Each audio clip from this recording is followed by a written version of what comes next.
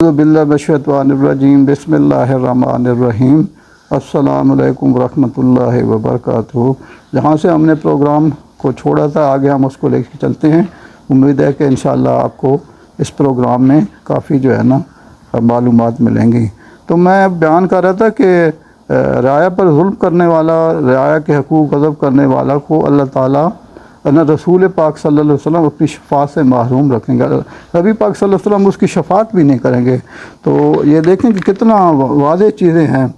अभी हज़रत अब्दुल्ला बिन अब्बास रज़ियल्लाहु ताला अन्हु से रवायत है कि रसूलुल्लाह सल्लल्लाहु अलैहि वसल्लम ने फरमाया, जो शख्स हंगाम में मारा जाए या तीरों और कोड़ों की मार से मारा जाए, खा पत्थर से या कोड़े से या लाठी से मारा जाए, तो इसकी ज़ियत कत्ल ख़ता की ज़ियत होगी, और जो कसदन मारा जाए तो इसमें कसास लाज़िम होगा, और जो कसास को रोके इस पर अल्लाह की फ़रिश्तों सब लोगों की लानत है। इसका कोई फ़र्ज़ या नफल कबूल नहीं किया जाएगा। इसे नसाई ने रवायत किया है। तो हदूद अल्लाह के नफाज में रुकावट डालने वाली कौम तबाह हो जाएगी।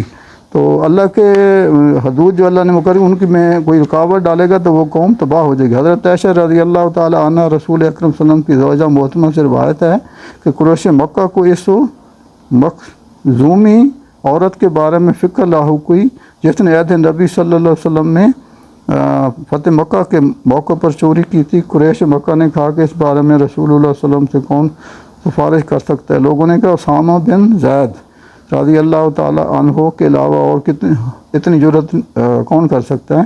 तो नबी अकरम सल्लल्लाहु अलैहि वसल्लम का बहुत ज़्यादा चाहता है। वो औरत रसूल अकरम सल्लल्लाहु अलैहि वसल्लम की खिदमत में लाई गई और उसामा बिन ज़ैद ने इसे सज़ा न देने की सिफारिश की।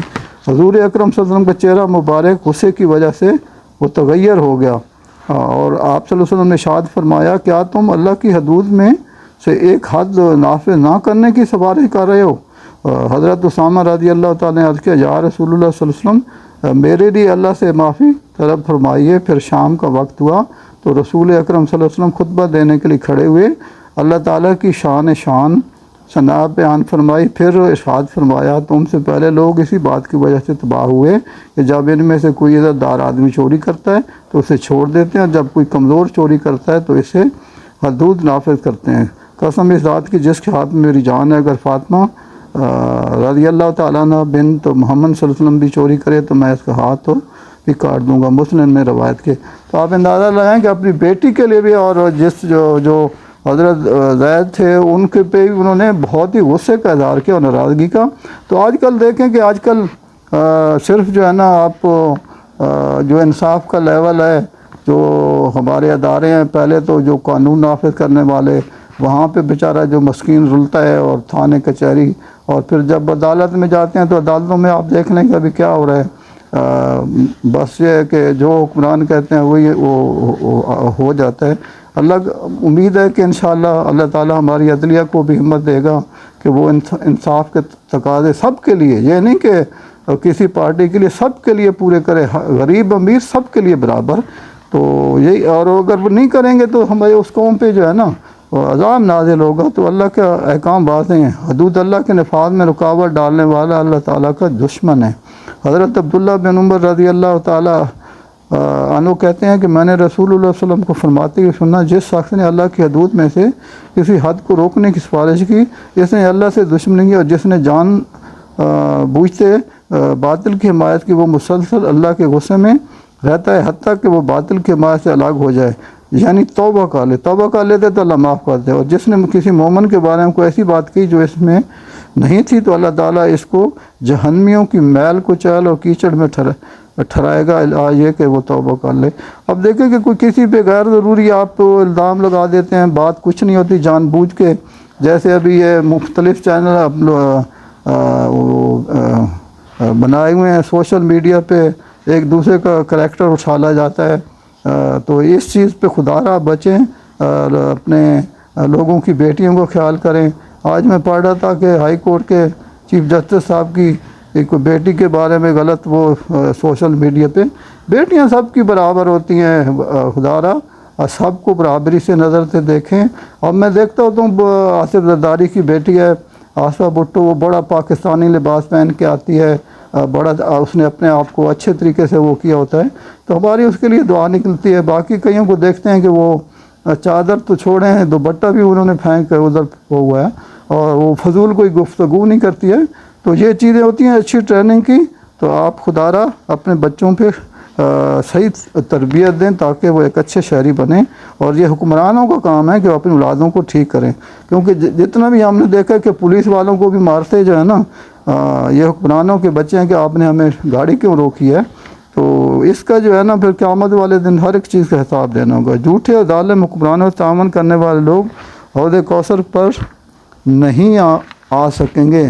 تو یہ بھی نبی پاک صلی اللہ علیہ وسلم نے فرما دیا ہے کہ حوض کوثر پہ جو ہے نا جو جھوٹے اور ظالم حکمرانوں سے تعاون کرتے ہیں کہ ایک غلط کام حکمران کر رہا ہے اس سے آپ وہ تعلقات بڑھا کے اس کا ساتھ دے رہے ہیں، جیسے ابھی مختلف سیاسی جماعتیں حکمران ہیں تو ایم کیو ایم ہو گئی یا باقی کے جی وہ جو حکومت آتی ہے اس کے بن جاتے ہیں، تو ان کو ان چیزوں کا حساب دینا پڑے گا۔ اگر غلط حکمران کر رہے تو ان کو لبیک کہہ دیجیے ٹھیک ہے۔ تو اس میں حضرت کعب بن حجرہ رضی اللہ تعالیٰ عنہ کہتے ہیں کہ رسول اکرم صلی اللہ علیہ وسلم ہمارے پاس تشریف لایا اور ہم 9 آدمی تھے۔ آپ صلی اللہ علیہ وسلم نے ارشاد فرمایا میرے بعد حکمران آئیں گے، جو شخص ان کے جھوٹ کی تصدیق کرے گا اور ان کے ظلم میں تعاون کرے گا اس کا میرے ساتھ کوئی تعلق نہیں، نہ ہی مجھے اس سے کوئی غرض ہے، وہ میرے پاس حوض پر نہیں آئے گا، اور جو شخص ان کے جھوٹ کی تصدیق کرے گا نہ ہی ان کے ظلم میں تعاون کرے گا وہ میرا ہے، اور میں اس سے ہوں اور قیامت کے روز میرے پاس۔ اب جو ہے نا وہ حکمرانوں کا ساتھ نہیں دے گا تو نبی صلی اللہ علیہ وسلم نے فرمایا کہ وہ میرا ہے اور میں اس کو ویلکم کروں گا حوض کوثر پہ۔ حوض کوثر کا ایسے ہی ہے کہ آپ اندازہ لگائیں کہ وہاں پہ مدینہ منورہ میں جیسے حوض کوثر کے جگہ کا بتایا گیا ہے، حجر مبارک جنت اس میں کہتے ہیں ریاض الجنہ، تو ادھر تقریباً جو ہے نا تو نبی صلی اللہ علیہ وسلم وہاں پانی پلائیں گے۔ آپ اندازہ لگائیے کہ کوئی کراچی سے جب سعودی عرب جانا ہو اور وہ بھی مدینہ منورہ تو پیدل جانا ہوگا، کیا حالت ہوگی انسان کی کہ پانی جو ہے نا ادھر سے، اور ہوں گے بھی ننگے اللہ تعالیٰ نے جو ہے نا، تو ادھر پہنچیں گے تو جب نبی صلی اللہ علیہ وسلم ان کو پانی نہیں پلائیں گے تو کیا حالت ہوگی۔ تو خدا را یہ بدعت اور شرک سے بھی انہوں نے واضح فرمایا کہ میں ان کو پانی نہیں پلاؤں گا حوض کوثر کا جو ہے نا۔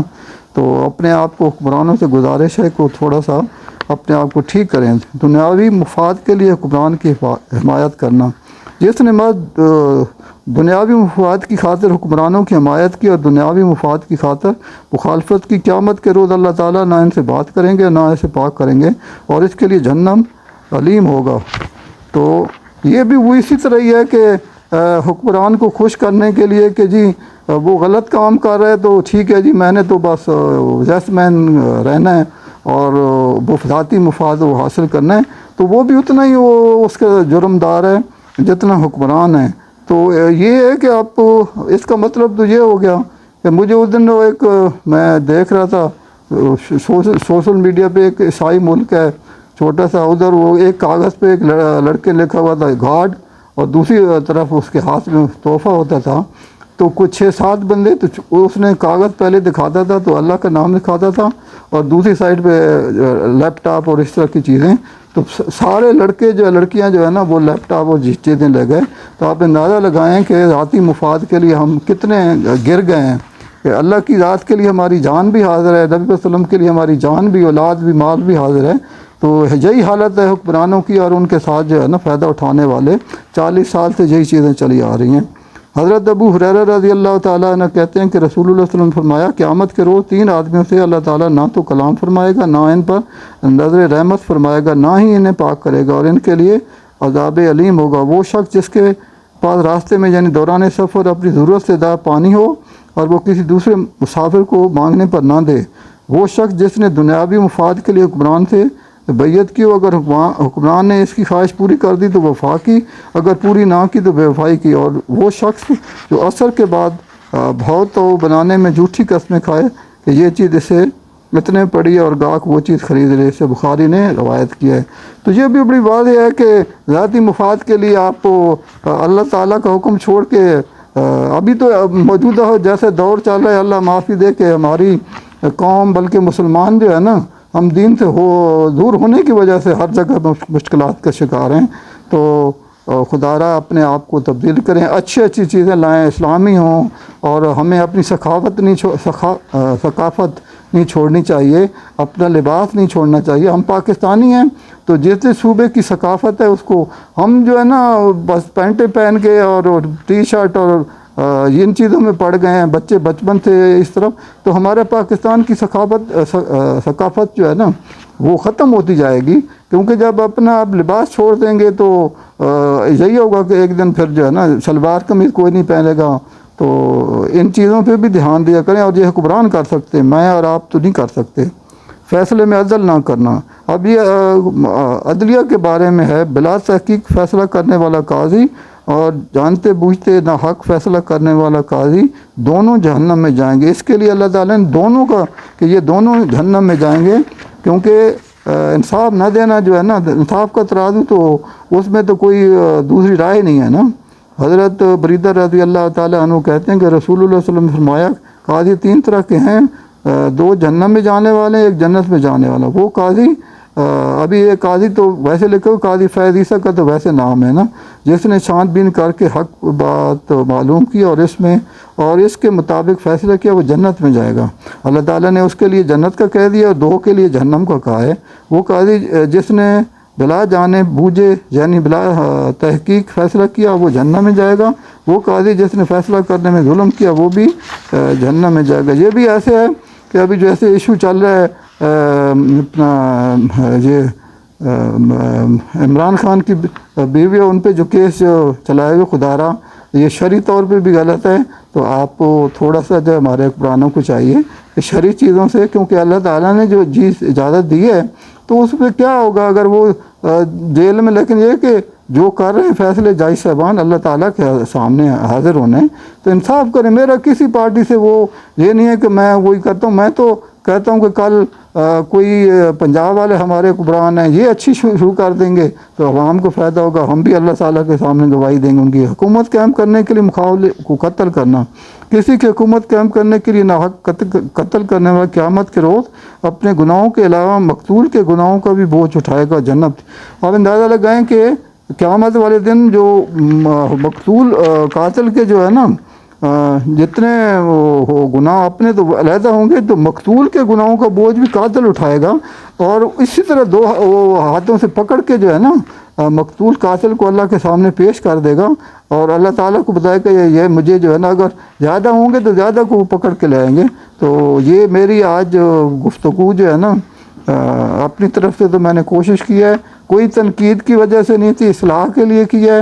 ہمارے لیے سب باعث احترام ہیں، اور میں تو دعا کرتا ہوں کہ ہمارے ملک میں اللہ تعالیٰ یہ جو ناراضگیاں چل رہی ہیں بھائیوں میں، ان کے آپس میں جو ہے نا صلح ہو جائے اور ملک میں کوئی اچھا نظام چل پڑے غریبوں کی بہتری کے لیے۔ میں آپ کے لیے دعا کرتا ہوں، میرے پروگرام کو لائک کریں، سبسکرائب کریں، شیئر کریں، اور آگے جو ہے نا لوگوں سے اس پہنچائیں تاکہ ہمیں ثواب ملے۔ آپ کو بھی مجھے میں آپ کا شکریہ ادا کرتا ہوں۔